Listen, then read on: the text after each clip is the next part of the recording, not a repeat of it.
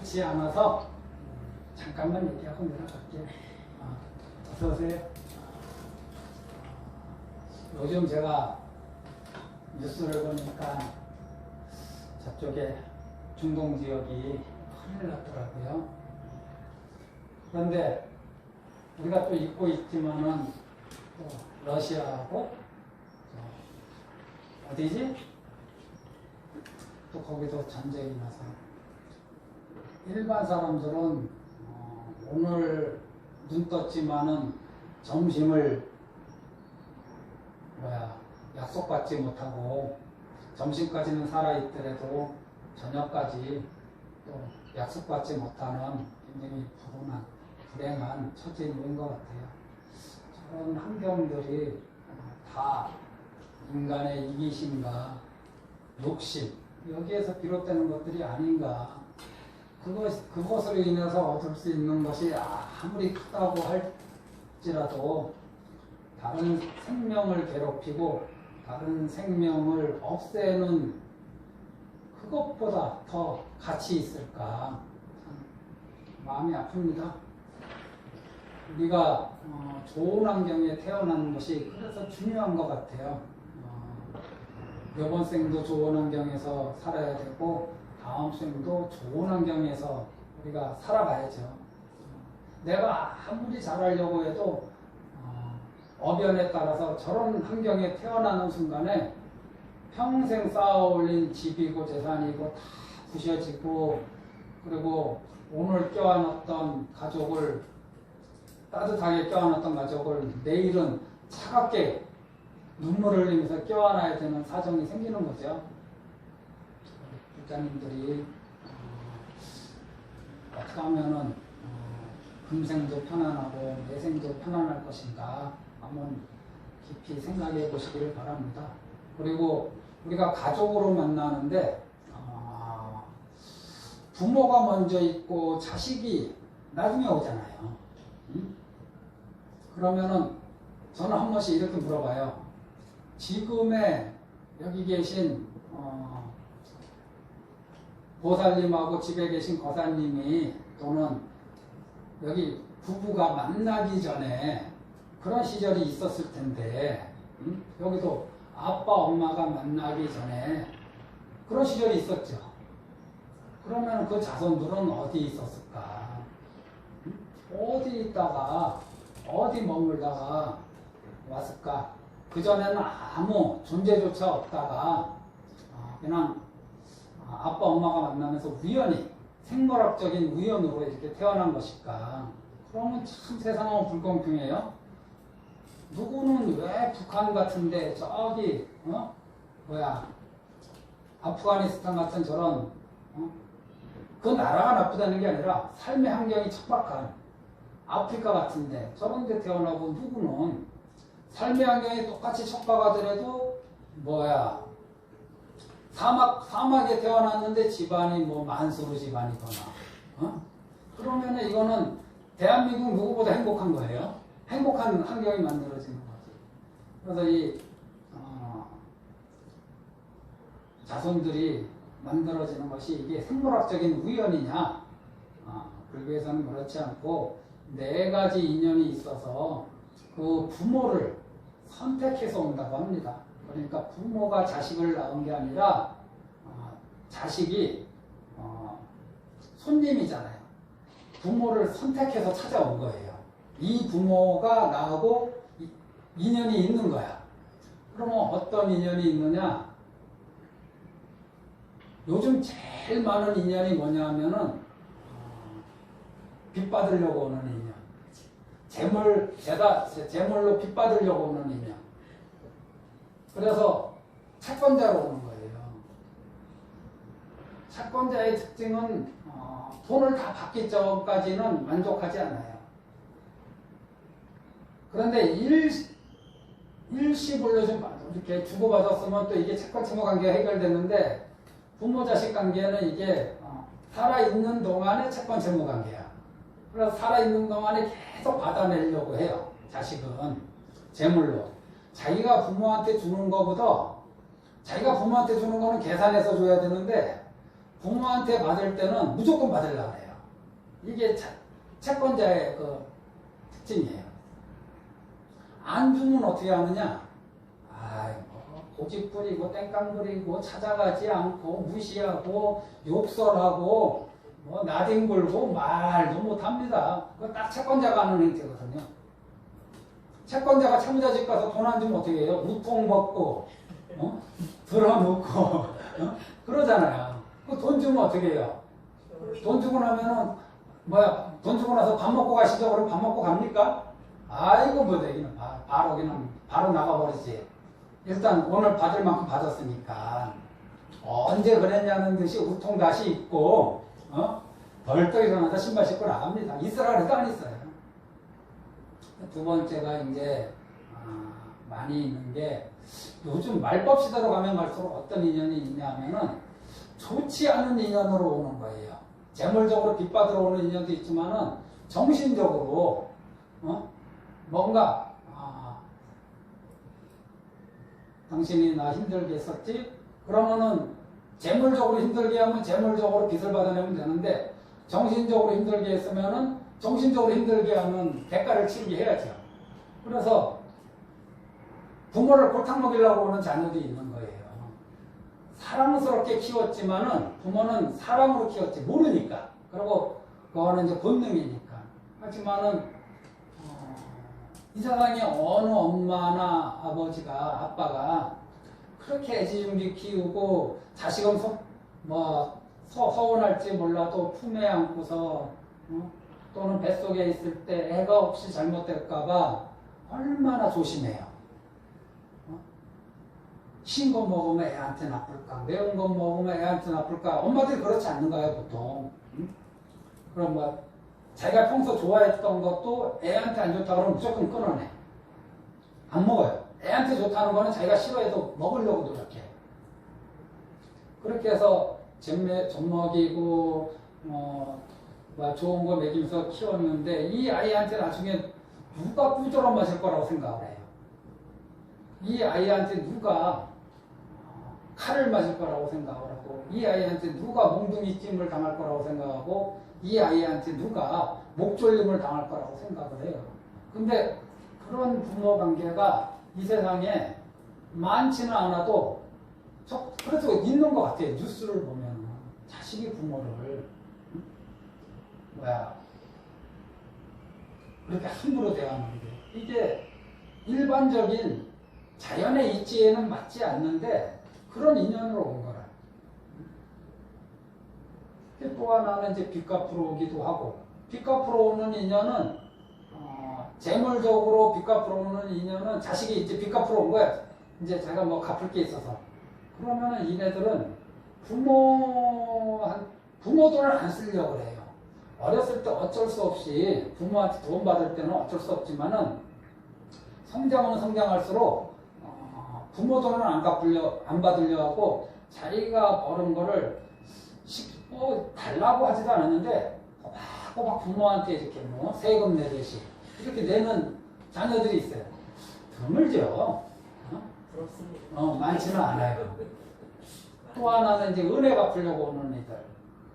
이런 이들은 우리가 흔히 얘기하는 효녀예요. 부모가 부모한테 받은 게 많아서 정신적으로 감사함이 많아서 부모한테 잘하려고 해요. 부모가 나이 들고 힘이 없어도 부모를 아주 그냥 하늘 받들듯이 아주 잘해요. 부모한테. 이런 자식이 없는 것도 아니에요. 그런데 사람마다 이 네 가지 인연에 의해서 자식이 찾아오는데 어느 한 가지 인연이 아주 강하고 나머지 인연은 이제 숨죽여 있는 거죠. 그러면 어떻게 해야 되느냐? 나쁜 인연에 대해서는 물을 주지 말고 거름을 주지 말고 좋은 인연에 대해서 거기다가 이제 자꾸 관심을 가져주고 사랑을 줘야죠. 우리가 할 수 있는 건 그거밖에 없어요. 그리고 또 하나는 현재 지금까지의 관계가 어떻든 상관없이 앞으로 남은 생에 가족 간에 원한을 맺지 마라. 이 원한이 반드시 다음에 얼굴 바꿔서 또 맞닥뜨려야 된다. 부부 사이에 원한 맺지 마라. 지금까지 뭐 사이가 좋든 나쁘든 상관없이 지금보다 더 나쁜 상태로 몰고 가지 마라. 부모 자식 간에도 지금까지 사이가 좋았든 나빴든 상관하지 말고 그건 이미 지나갔잖아요. 과거의 얘기야. 어쩔 수 없는 거야. 바꿀 수 없어. 앞으로 남은 여생 내가 이번 생에 목숨이 붙어있는 한 부모 자식 간에 서로 마음에 상처 주는 일을 하지 마라. 가급적이면. 근데 왜 마음에 상처를 주느냐 하면은 자기 뜻대로 하고 싶어서 상처를 주는 거거든요. 자식은 자기 뜻대로 하고 싶어서 부모한테 상처 주고, 부모는 자기 뜻대로 하고 싶어서 자식에게 상처 주고, 자녀는 부모가 자기를 이해해주지 못하니까 상처받고, 부모는 자식이 왜 저러는지 모르니까 또 상처받고. 저는 자식이 없어서 그런가 그런 고통이 없는데 그냥 내버려뒀으면 좋겠어요.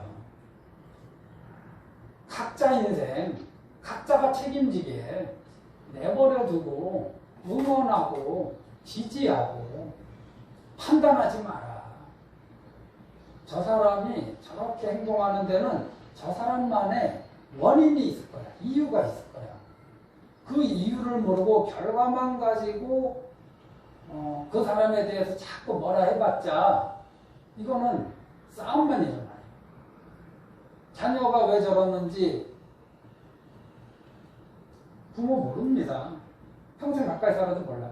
남편이 왜 저러는지 30년, 40년을 한 이불 속에 살아도 도저히 이해 안 되는 부분이 있잖아요. 근데 30년, 40년 동안 바뀌었으면 좋겠다. 바뀌었으면 좋겠다. 라고 상대방한테 계속 무언의 에너지를 보내. 상대가 바뀌는가. 그런데 가만히 보면 상대도 나한테 똑같은 에너지를 보내고 있을지도 몰라요. 나 좀 숨 좀 쉬게 해달라고. 나는 내가 숨 좀 쉬게 해달라고 해서 상대방한테 애원하고 있는데 상대방도 나한테 숨 좀 쉬게 해달라고 애원하다가 서로가 이제 지쳐버리면은 말을 안 하는 거죠. 소통을 안 해. 기대할 수가 없으니까. 포기하는 거죠. 가족 사이에. 그러기 전에 평가하지 말고 상대방 인생, 그러니까 남편의 인생이든 아내의 인생이든 아들의 인생이든 딸의 인생이든 품 안의 자식이 아닌 경우 내버려둬라. 알아서 하게 둬라. 본인의 행복 본인이 쟁취하게 하고 본인의 불행 본인이 감수하게 해라. 다른 사람이 사실 가만히 생각해 보면은 어떻게 해줄 수 있는 것이 없는데 사실은 우리는 어떻게 해보려고 자꾸 개입합니다. 완전히 그렇다고 뭐 아무것도 안 하고 있으라는 게 아니라 불필요한 개입, 불필요한 간섭을 하지 말았으면 좋겠다. 저도 불자님들이 저한테 여예스님 이렇게 하세요. 이런 모습 보여줬으면 좋겠어요. 그렇게 하지 않았으면 좋겠어요. 라고 저한테 어떤 분이 계속 얘기한다 그러면은 내려가다가 그분 얼굴 보면 올라와서 내 방 들어갈 것 같아. 아니, 저분 만나면 피곤하거든. 그런데 그분 말하는 게 틀리냐면은 맞는 구석이 있기는 있을 거예요. 그런데 내가 고쳐보려고 하는데, 나도 고치려고 노력하는데 잘 안 돼.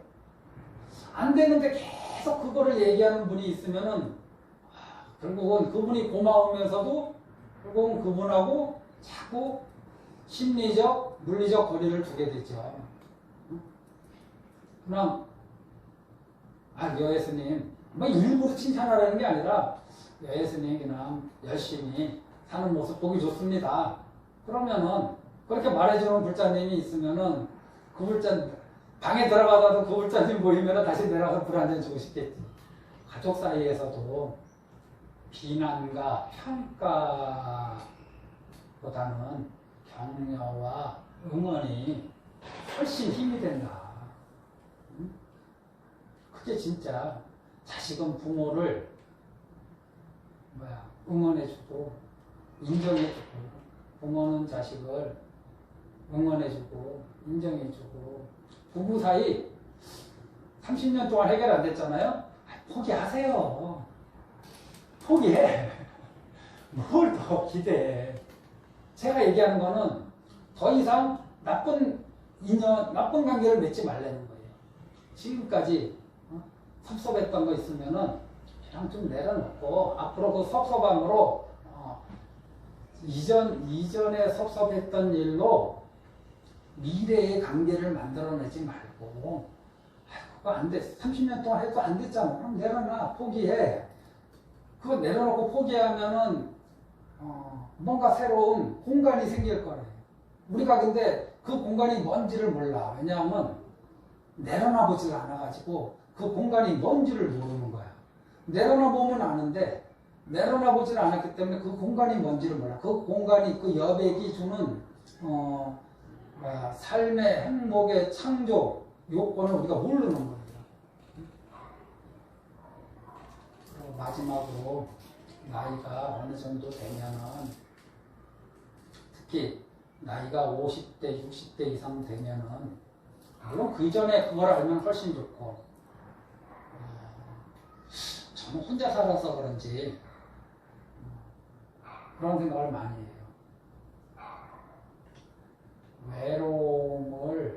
외로워하지 않고서 혼자 사는 방법을 터득해야 된다.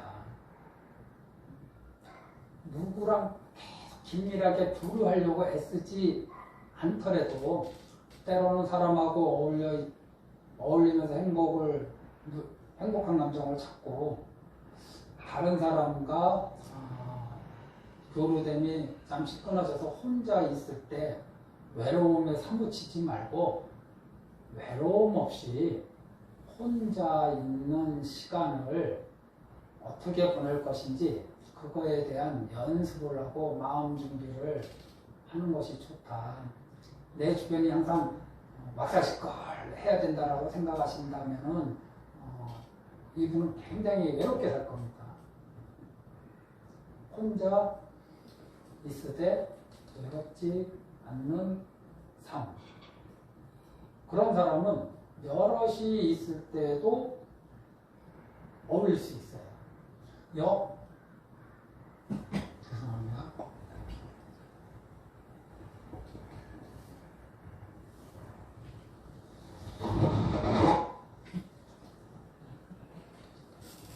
좀 불편한 얘기지만 살덩이가 이만큼 떨어져 나왔어요. 입안에는. 결론 짚고 내려갈게요.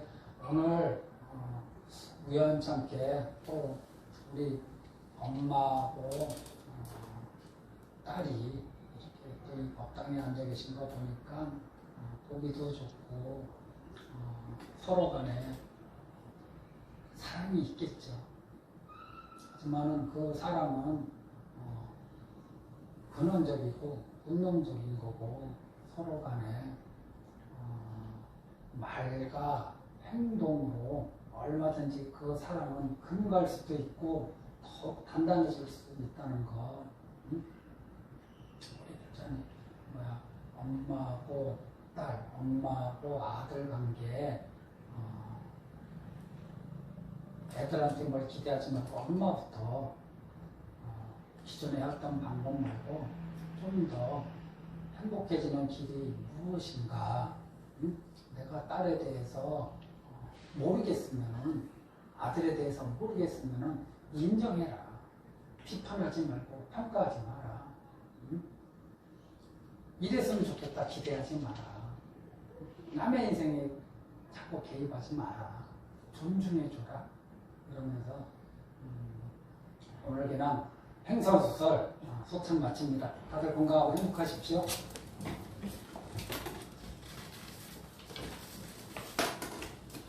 원래 의사가 말을 많이 하지 말라 그랬는데